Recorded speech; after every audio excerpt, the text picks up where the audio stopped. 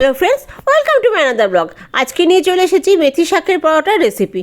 এখানে মেথি শাকগুলো ভালো করে ধুয়ে খুব ঝিরিঝিরি করে কেটে নিয়েছি আর গরম জল করে নুন দিয়ে ভিজিয়ে রেখে দিয়েছিলাম 1-1.5 ঘন্টা।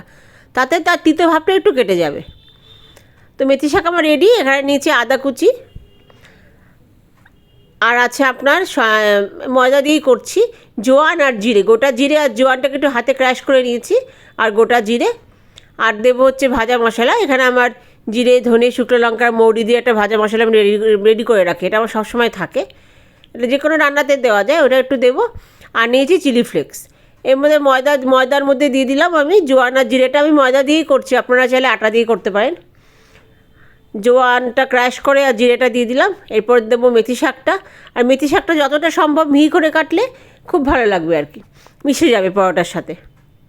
তারপর দেবো আদা বাটা। আদা বাটার সাথে চাইলে লঙ্কা বাটা দিতে পারে যদি ঝাল ঝাল ভালো লাগে।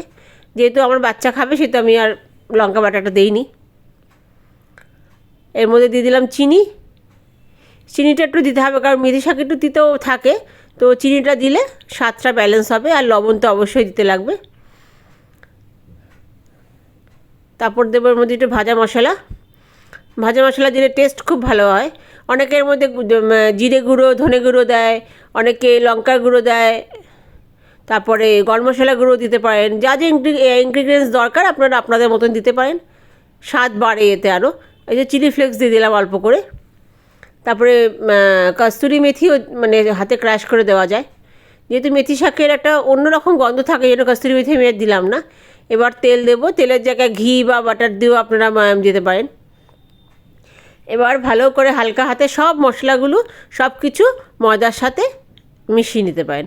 এটা চাইলে আমি পুরোটাই ময়দায় করছি, আপনারা চাইলে আটা করতে পারেন বা আটা ময়দা মিশিয়েও করতে পারেন। ময়দা বেশি খাওয়া ভালো না, কিন্তু আমি এই সিজনে ফার্স্ট টাইম করছি বলে ময়দা দিয়ে করছি। এবার আস্তে আস্তে সুন্দর করে ময়াম দিতে হবে। অনেকক্ষণ ধরে ময়াম দিলে পরোটাটা খুব নরম হবে। দেখুন এই যে এইভাবে যদি মানে দলা পেকে যায় মুঠি করলে, তাহলে মনে হবে ময়ামটা হয়ে গেছে। আমার ময়াম রেডি। সব কিছু ভালো করে মিশে গেছে ময়দার সাথে। এবার অল্প অল্প করে জল দিয়ে এটাকে আমি মাখবো। একটু নরম করেই মাখতে হবে, কারণ রাখলে ওটা অনেকটা টাইট হয়ে যাবে।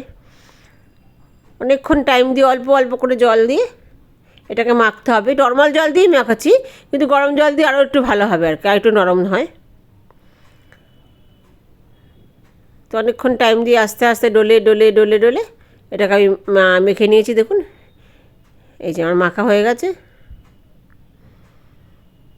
পুরো উঠে আসছে হাতে, অনেকটা সফট হয়েছে। এরপর একটু তেল দিয়ে ভালো করে চারিদিকে লাগিয়ে রাখবো, যাতে এর মানে সফটনেসটা নষ্ট না হয়। এরপর এটা ঢাকা দিয়ে রাখবো আধা ঘন্টা 1 ঘন্টা। আজ এর সঙ্গে আছে আলুর দম। আমি এরপর আলুর দমটা করে নিই, তারপর আপনাদের সাথে আবার আসছি। এই যে আমার আলুর দম হয়ে গেছে। এবার এগুলোকে লেচি কেটে নিয়েছি আমি। যে কটা পরোটা করবো লেচি আমার কাটা হয়ে গেছে। এই যে বেলে নিয়েছি আমি।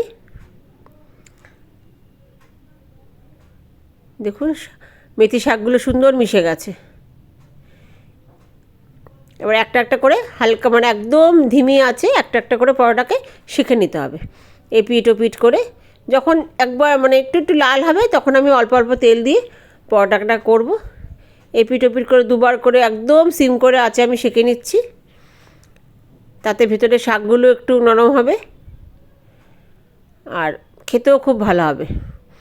দেখুন হয়ে এসছে পরোটা, দেখুন দেখেই বোঝা যাচ্ছে একটু লাল লাল দাগ হয়ে গেছে।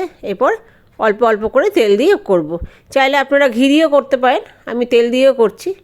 যতটা সম্ভব কম তেল দিয়ে করাই ভালো।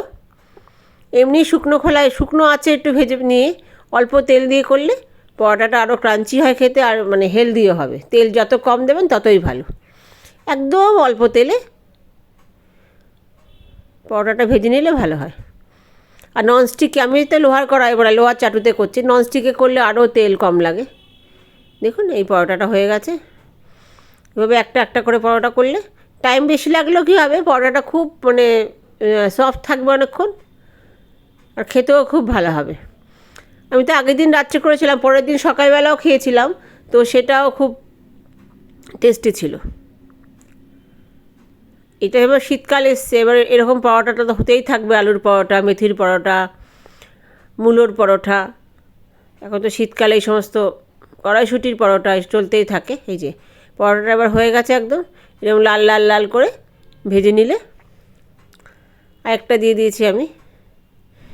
প্রথমটা হতে একটু টাইম লাগে, কিন্তু এর পরেরগুলো আর অতটা টাইম লাগে না। এবার একটা একটা করে আমি পরোটা বেলে নিচ্ছি।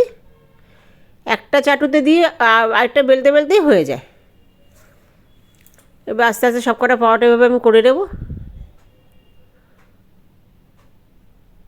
খেতে ভীষণ টেস্টি হয়েছিল, ভীষণ ভালো হয়েছিল।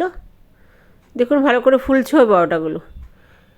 মানে প্রথমটাই বললাম না একটু টাইম লাগে, পরেরগুলো আর অত টাইম লাগে না, ফাটাফাট হয়ে যায়। কিন্তু আঁচ বাড়ানো চলবে না, আঁচটা একদম যেন সিম থাকে, একদম সিম আছে করলে এটা বেশ টেস্টি হয়। যে একটু একটু করে দুপাশে তেল দিয়ে উল্টে পিল্টে ভালো করে উল্টে পাল্টে ভালো করে ভেজে নিলেই হয়ে যাবে। দেখুন কি সুন্দর দেখতে হয়েছে, কতটা ফুলছে পরোটাটা। এভাবে একটা একটা করে যতগুলো পরোটা আপনাদের লাগে বানিয়ে নেবেন। খুবই টেস্টি হয় এভাবে পরোটা, আর ভীষণই হেলদি। যেহেতু তেলটা অনেকটা কম থাকে সেহেতু খুবই হেলদি। এই যে আমার পরোটা হয়ে গেলে এবার এটাকে স্টোর করে রেখে দিই।